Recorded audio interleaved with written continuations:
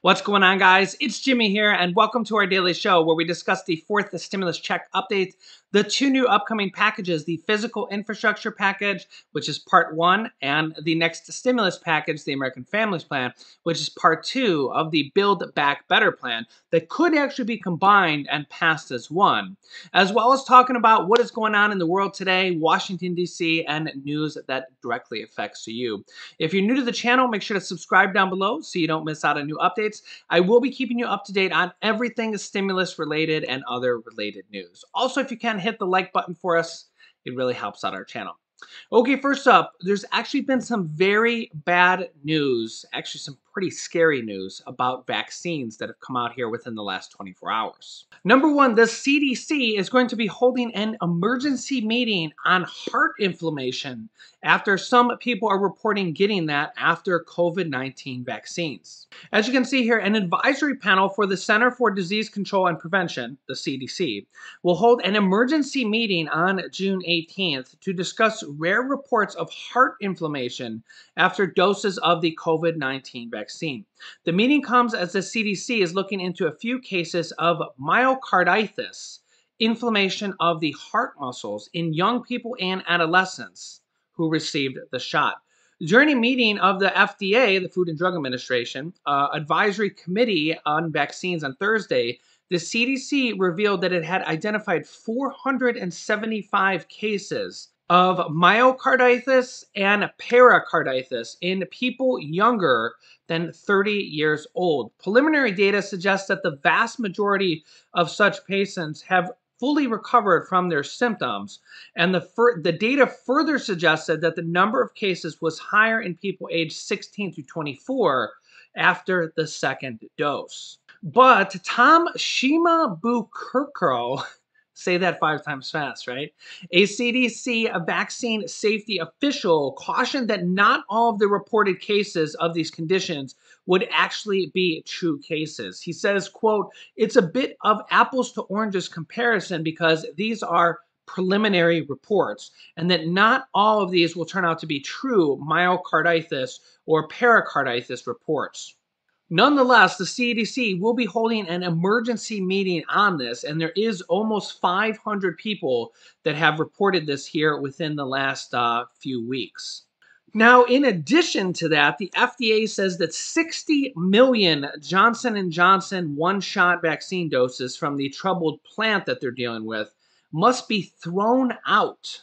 The Food and Drug Administration is forcing Johnson & Johnson to throw out millions of doses of its single-shot COVID-19 vaccine produced at a troubled plant in Baltimore due to contamination concerns. According to the New York Times, 60 million doses were unusable. Another 10 million doses from the plant will be allowed to be distributed, but with a warning from the FDA cannot guarantee they were produced using good manufacturing processes or practices. Yeah, that's not very reassuring. In a statement, the FDA confirmed that it has now authorized 2 batches of the vaccine, but federal officials, quote, determined several other batches are not suitable for use, but additional batches are still under review as the agency will keep the public informed as those reviews are completed. The plant, which has been under scrutiny for months, was shuttered in April for a host of violations, including contamination of the Johnson & Johnson vaccine with an ingredient from the AstraZeneca vaccine, which were both being manufactured by Emergent at the time. The federal government has paid Emergent more than $271 million in taxpayer money, a lot of which will literally be thrown in the trash. Apparently up to 60 million one-shot vaccines will be thrown in the trash. Millions of dollars just out the door. Let me know your thoughts on this. Are you concerned about these two different stories on vaccines? Remember, I'll always bring you the news unbiased. I don't tend to lean left or lean right, but feel free to let me know your opinion down below in the comments. I could see a lot of people saying, I told you so, And then I can also see other people saying, well, if it didn't really affect me, it's really not much to be concerned about. But let me know your thoughts down below in the comments. President Biden is overseas right now in Europe to with the G7 conference with the other 6 leaders of the G7 conference, figuring out multinational issues such as a global minimum tax for corporations, which would help keep the United States more competitive with other countries and would prevent large corporations from wanting to take their business overseas and keep more jobs here in the United States. And this would help out all G7 countries because they would deal with the same thing. Companies and large corporations would not want to leave to kind of get lower taxes maybe in another nearing country. Now, in addition to this, President Biden has also convinced all the other G7 countries the need to pass more stimulus, and they have all agreed, which is really good because number one, if all G7 countries continue to support more stimulus this year, number one, that will mean our dollar will not be really devalued versus any of these other countries because they'll all be passing more stimulus packages. Number two, as you can see here, world leaders support President Biden's G7 and call for more economic stimulus measures to be passed throughout the end of 2021. This will show Congress that the United States is not the only country that is pushing for more stimulus. We have these next 2 packages, the physical infrastructure package, the American Jobs Plan, and the next stimulus package, the American Families Plan, which is kind of part 1 and part 2. They used to be combined and called the Build Back Better package. They've now been split to kind of $2 trillion packages, $4 trillion in total for round numbers, as President Biden initially was going to try to pass them separately, but now negotiations between President Biden and the Republicans have kind of fallen apart, and he's now leaning on Congress to see if they can pass the first part of that through a bipartisan negotiation. There is 2 different groups working on negotiation right now. Number one is a bipartisan Senate deal with 5 Republicans and 5 Democrats that have come to a deal, at least amongst themselves, which is about $1 trillion to $1.2 trillion on their deal. Their deal does include Senator Joe Manchin and Democratic Senator Kyrsten Sinema, who are 2 kind of wild cards, Joe Manchin especially, that are on board with this package. So if President Biden supports this package, they could pass this package this upcoming week and be done with it, get the infrastructure done, which will create millions of jobs, get all that money flowing into the economy, as well as then they can move on to the next stimulus package. However, there is another group called the Problem Solvers Caucus Group, which is actually around 50 different members, and their proposal is expected to be around $1.4 trillion. So I could see President Biden supporting that because, well, President Biden initially wanted to spend $2.3 trillion. So generally, the motto of the Democrats is spend more, more, more when it comes to stimulus checks, stimulus packages, infrastructure. Republicans tend to want to spend less, less, less. They're generally in favor of the not spending, not raising the national deficit, and they tend to draw an imaginary line in the sand when it comes to around $1 trillion. Seems to be anywhere past that, and you start to lose Republicans very, very quickly. And this goes all the way back even to the second stimulus check package, which when Mitch McConnell was leader of the Senate, that bill had to be less than $1 trillion and initially didn't have enough money for a stimulus check in there, or, have enough money for a stimulus check, right? But then they eventually, because of the outcry, they ended up taking away the money from the states and cities, which was $160 billion. And they gave it to us in the form of the second stimulus check. That $160 billion equated to a $600 stimulus check. We know that then former President Donald Trump, who was president at the time, said, well, it's nice that you added in a $600 stimulus check. I know that last week there was nothing, which, again, what were you guys thinking? But then we had the outcry from both Republicans and Democrats at the time, as well as millions of Americans saying you have to include a stimulus check in that package. And then President Trump, who was president at the time, was like, yeah, I'm not even going to sign this bill because $600 is not enough. These stimulus checks need to be $2,000. So President Biden kind of let that bill sit on his desk. And I was actually concerned he wasn't going to sign it. Eventually, he did sign it. I think it was like 6 days later. But then President Trump, who was president at the time, called to make those $2,000 and have an additional $1,400 added to that. That became what was called the Cash Act, and it was swiftly passed in the House of Representatives on former President Donald Trump's wishes.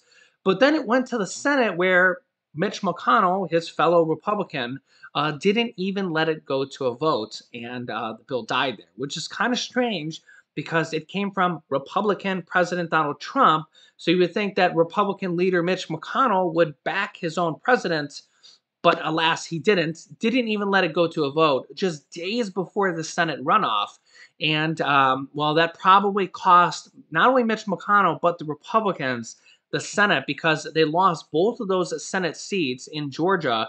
Both of those seats became Democrats. And then that was just enough to create a 50-50 tie in the Senate, which actually went to the Democrats because the tiebreaker vote goes to the vice president, who was then incoming Vice President Kamala Harris. So that is how the Democrats gained control of the House, the Senate, and the presidency, even when the president was a Republican, former President Donald Trump, wanting larger stimulus checks, but yet Mitch McConnell wouldn't even let him go to a vote. If he would have just let it go to a vote, and he could have voted no himself, we only needed 10 Republicans to vote yes on that bill to pass an additional $1,400 stimulus check, and we probably would have gotten it. I remember reporting to you guys, I was kind of counting the Republicans that were in support there, and there was about 10 or 12 Republicans that have come out in favor of passing that check that their own Republican president wanted. But Mitch McConnell had kind of his own ideas and sent it to the graveyard, and we didn't end up getting that $1,400 stimulus check. Now, we know that the Democrats came in power with President Biden and taking over control of the Senate, and the Democrats passed $1,400 anyways, just about a month or two later, but we probably missed out on an additional stimulus check in there. Now we're kind of seeing the same type of push for another stimulus check, a fourth stimulus check. And even President Biden has said some very positive things about it here within the last few days, that he's happy to hear a range of ideas, including a fourth stimulus check. He was just at the G7 conference pushing all the other G7 leaders to pass more stimulus as well, so that we're not the only country passing it, so our dollar doesn't get devalued. And hey, all these other countries are doing it. We might as well keep passing more stimulus as well. President Biden has also said that the last 2 week job reports and the week retail sales report makes it clear the need for more stimulus. We've actually had multiple different statements from both President Biden and White House Press Secretary Jen Psaki just within the last week or so that they're much more open to a fourth stimulus check, where previously they had been very quiet on it. Previously, it was just Congress that was calling for a fourth stimulus check, and we literally have over 100 different Democrats from both the House and the Senate that are for not even just a fourth stimulus check. Some of them are for a fourth stimulus check, but some of them are for monthly recurring stimulus checks, such as Senator Bernie Sanders, who's the Senate Budget Chairman, and Senate Majority Leader Chuck Schumer. In fact, there's 28 senators from the Democrats, which is more than half of all the Democrats in the Senate, that are for actually not just the fourth stimulus check, but for monthly recurring stimulus checks. And we have 2 actual bills for that. One is the bill from the Senate that they are in favor of, which is for $2,000 monthly stimulus checks that would go until the pandemic is declared over. And the other one, which is from the U.S. House of Representatives, led by Democratic Representative Rashida Tlaib, and more importantly, Representative Jayapal, who's the leader of the Democratic Progressive Caucus, which is about half of all the Democrats in the House of Representatives. She's the co-author of this bill for a $2,000 one-time stimulus check, then followed by $1,000 monthly recurring payments that would go until 1 year after the pandemic is declared over. So at least a year or more of payments, because the economic recovery is likely going to take years for us to get back to normal, even when the virus is completely gone, if that ever happens. A couple of the other things that are kind of on people's minds right now and scary for a lot of people is all of the Republican-led states are cutting the $300 per week unemployment benefits bonus this month. There's a few states that are cutting it next month, but the majority of these 25 Republican-led governors are defying the Democrats who passed the third stimulus check package completely on their own and are basically going to be stopping this $300 per week unemployment benefits. Some states are stopping it this week. And this will mean that dozens and dozens of states, 25 of them, will stop the $300 per week unemployment bonus, which is a move that is painful for millions of Americans who will be unable to pay their bill and have recently lost their job. And that just shows you how Democrats and Republicans tend to look at this very different ways. When we've seen the last two jobs report that came out that were much, much worse than expected. The April jobs report was expected to have over 1 million jobs. We only created 266,000, so like 26% of what we were supposed to create. And the May jobs report came out at about 550,000, but again, was supposed to create over 1 million jobs in May for the whole country. That's not really that much. Again, that was only about half of what they were supposed to create. And Democrats were like, hey, we got to pass more stimulus. We got to pass this infrastructure package, which will create millions of jobs. We got to do another round of stimulus check. We want to extend the unemployment bonuses. And Republicans are looking at it as the complete opposite point of view. Republicans are like, yeah, no, we want to stop the unemployment bonuses. We want to force people to go and find a job, go back to work. It's time to go back to work.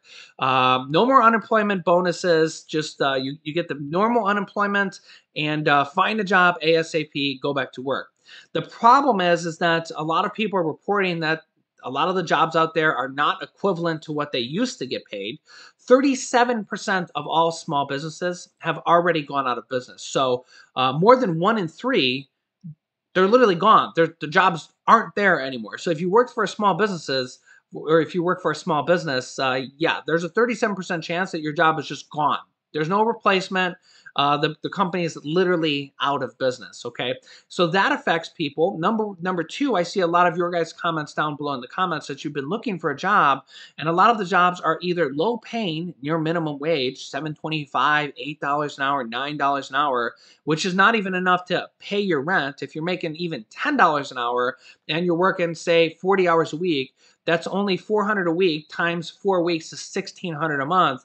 If you're at minus taxes, so you're maybe more like $1,300 a month. And if your rent is $1,000 out of that $1,300, you literally can't pay your bills, to pay your car payment, to drive to work, gas, children, et cetera, et cetera. So a lot of these, near minimum wage or minimum wage paying jobs are not enough money for some people, depending on their cost of living and what their particular circumstances to pay their bills. The other issue is that a lot of the jobs out there are part-time jobs, 15, 20, 25 hours a week, which again is not enough money for a lot of people. And this is all kind of caused from the pandemic. It's not really the fault of Democrats or the fault of Republicans. It's the fault of the pandemic. I mean, 37% of businesses are out of business, gone, and will probably take years for those to come back. I mean, if you think you're a small business owner who just lost your business and had to file bankruptcy, I mean, you're not going to be starting another business here in the next 2-3 months. I mean, you just went through bankruptcy. So, and that's why the 2008-2009 recession took 4 to 5 years for the country to get back up to normal. And that was without even dealing with a virus. Can you imagine if we're going to wait another 4 to 5 years and deal with a virus? So, that's why a lot of experts say that we got to continue passing stimulus. This is what President Biden himself said at the G7 conference. And not only is he so much for stimulus, but he wants to convince the other G7 countries, which he did, that they need to pass more stimulus too, so that the U.S. isn't the only country that continues to pass stimulus, so it doesn't devalue our dollar, and it shows the world that, hey, the economic recovery is going to take a while, and they need to continue to pass more stimulus checks, stimulus packages, and other stimulus provisions. So let me know your thoughts on that down below in the comments. I'll keep you up to date on everything stimulus related, as well as breaking news that you need to know about. So if you haven't yet, subscribe down below. Please do, so you don't miss out on new updates. It's completely free to do so. It doesn't cost anything. Remember these times. New videos come out every day at 10 a.m., 3 p.m. and 8 p.m. Eastern Standard Time. After subscribing, you can click the bell icon to all notifications to get reminder notifications when we go live with new videos. You can also share this video down below to your friends and families. There's going to be monthly checks coming out for children, $250 to $300 per month starting on July 15th, the child tax credits. That's already passed for 1 year. There's a lot of other stimulus provisions, states, cities, and counties that I will probably have for my 8 p.m. video tonight. Programs that could put thousands of dollars in your pockets and a lot of brand new programs. So don't miss out on any new episodes. You can click this video here to watch my newest stimulus check video next. And this video teaches you how to start your own business selling products on Amazon FBA. I've already had dozens of students that have replaced their 9-to-5 income by selling products on Amazon FBA, and I teach them how to do that. So click on one of those videos next. Thanks, guys, and I will see you in the next video.